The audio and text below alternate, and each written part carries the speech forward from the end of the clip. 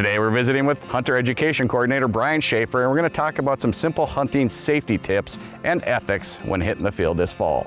I'm Mike Anderson with the North Dakota Game and Fish Department.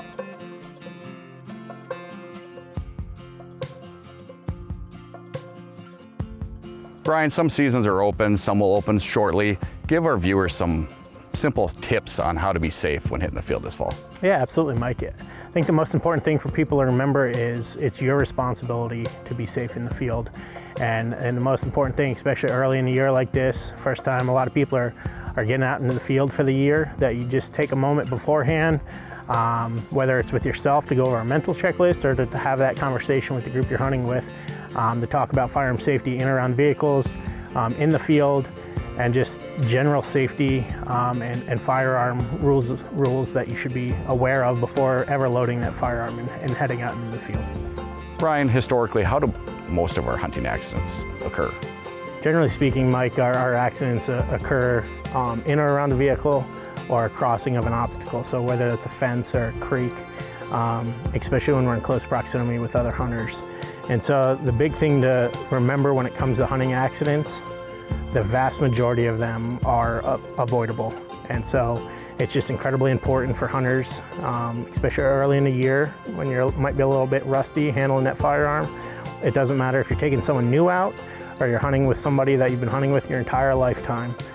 Just take that extra minute to have a little discussion about firearm safety, and don't be afraid to have that conversation with someone if they're not being safe, because it does only take one or 2 seconds for something terrible to happen. So most hunting accidents are very avoidable, and so we encourage people to have those tough conversations with people.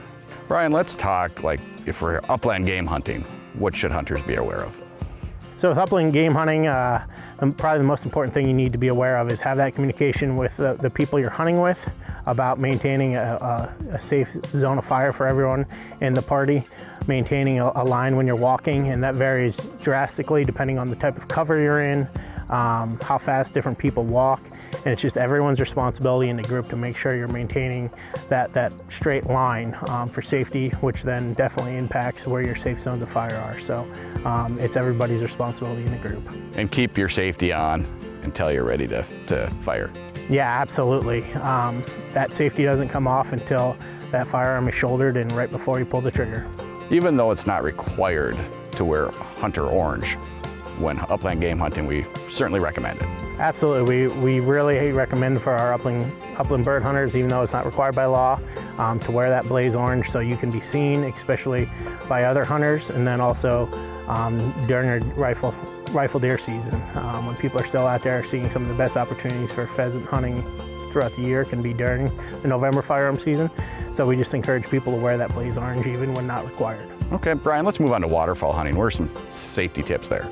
So there's a few things I'd like to touch on there. We've seen some accidents in recent history with layout blinds. It's real important to make sure maintaining that positive muzzle control when in your blind, whether that's a blind on a wetland or in a layout blind.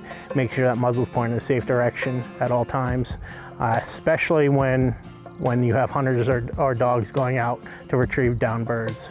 It's just really important to maintain safe muzzle control at all times. And then another thing people don't really think about, we're just heading out of summer here. Waterfowl seasons will be open here pretty quick, but water cools drastically, overnight essentially this time of year. It really cools down quickly.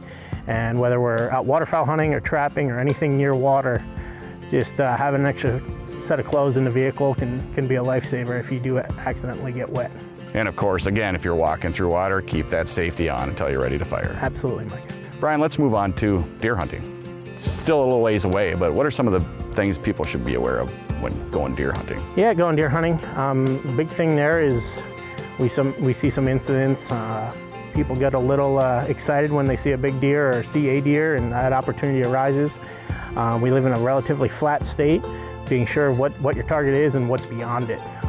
Rifle bullets can go a long ways on the prairie, so we really recommend people take that extra split second to confirm what they're shooting at and what's beyond that target. So getting in and out of vehicles is always a tricky situation where we have some accidents occurring, and that can be resolved just by taking the extra time to do it the right way. And that's everybody on the same side of the vehicle, unloading the firearms completely, leaving those actions open and putting them safely in the vehicle. Solid blaze orange and orange head covering is required. Correct, yes. In North Dakota, it's required to wear solid blaze orange. Camouflage blaze orange is not legal, and so we see that a few times a year where we see people out in the field not wearing the legal blaze orange. How about tree hunting safety? Absolutely, we're seeing more and more people sitting in tree stands or elevated platforms, and anytime you're off the ground, we highly recommend using a fall restraint system or a safety strap of some kind. One fall from a tree stand can end in a very serious matter, and so anytime your feet are off the ground, we want hunters wearing a fall restraint system. Brian, a lot of our hunting seasons are happening about the same time landowners are in the field harvesting crops. What are some things hunters can do to help stay out of the way of the landowners? Yeah, the majority of North Dakota is privately owned, and we live in a state that is highly driven by agriculture, whether that's farming or ranching. And we have a lot of wonderful landowners out there that share their land with hunters and trappers. And so we just really encourage our hunters to take that extra step to be a good steward and be polite to those landowners and give them space when they're out there combining or moving cattle. You know, pull off to the side of the road and let that semi, go by you without them having to slow down. Give them lots of space when they're combining. It's pretty common for our corn and sunflower harvest to be occurring during the rifle season. And if you've come across a gate that's closed and you open it, make sure you close it when you leave. Correct, yeah. And that goes both ways. If a gate is open, leave it open, because you don't know if they're moving cattle and they're moving them from different section of pasture, different section of pasture. So leave the gate as you found it and just be courteous at all times and leave it better than when you got there. If you see a pop can on the ground, pick it up. It's your responsibility as a hunter to do what's right, even when no one's watching. Even your shotgun shells or your rifle cases, pick everything up. Correct, yeah. If you're shooting ducks and geese in a field, you can go through quite a bit of ammunition. If you have a group of hunters out there, we just really encourage you to take that extra 10 minutes to pick up all of those empty hulls. Brian, another thing hunters need to be aware of is they need to respect other hunters. Yeah, courtesy in the field goes a long ways. You don't know who that other hunter is, and we all kind of have a attitude that we think, if that's our spot, but it may not necessarily be your spot and only your spot. So give people lots of space. People are pretty protective of where they hunt and the time that they take off from work or the time they spend with family. And so it's always best just to side on the side of caution and give that extra space to those other hunters, just like you would want them to do to you. So someone beats you to your favorite spot, go to another spot, or maybe go find another area to hunt. So. Brian, in addition to hunter safety tips, do you have any advice for hunters hitting the field this fall? Make sure you do your homework.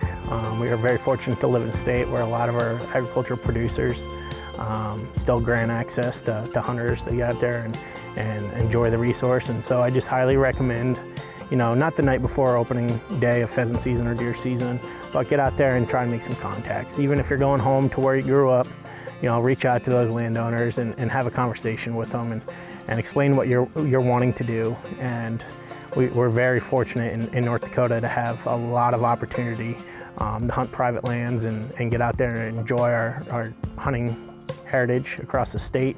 It varies greatly from the eastern half of the state to the western half.